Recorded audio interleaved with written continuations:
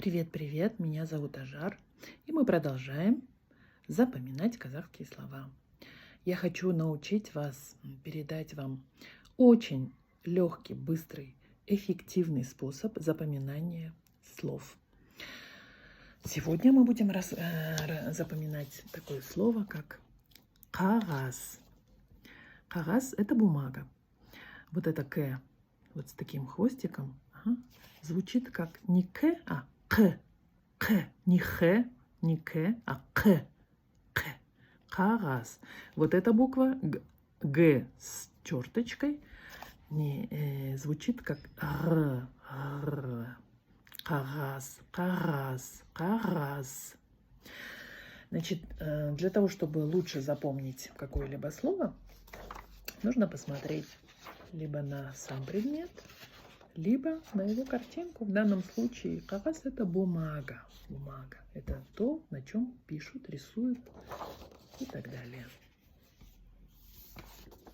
Кагаз. Если у вас сложности с произношением данного слова, вы можете загуглить его, загуглить произношение и потренироваться, прослушать и научиться правильно произносить это слово. Теперь мы составляем русские предложения со словом кагаз. Я взяла кагаз и написала слово кагаз. Кагаз на самом деле играет очень большую роль в жизни современного человека. Для того, чтобы научиться чему-то, мы используем кагаз и записываем туда мысли, записываем туда какие-то новые знания. Газета напечатана на очень тонком кагаз. Есть кагаз высшего сорта, вот такая белая, хорошего качества. Есть кагаз пониже сортом, она такая более серая и более желтая. Кагаз, кстати, делается из древесины, то есть на производство кагаз используют древесину, срубают при этом деревья. Поэтому очень важно экономно обращаться с кагаз, чтобы каким-то образом повлиять на количество деревьев на нашей планете. Вот. Мы раньше собирали кагаз в макулатуру и сдавали в специальные пункты. Сейчас, я думаю, тоже это все есть. Можно сдать ненужный кагаз в макулатуру, и из этого сделают вторичное какое-то сырье или какое-то изделие. Вот. В папины времена, когда он учился в школе, был очень большой дефицит кагаз.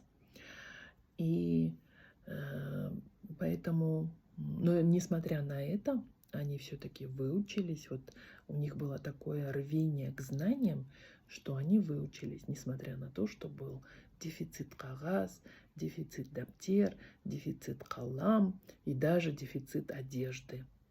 Вот.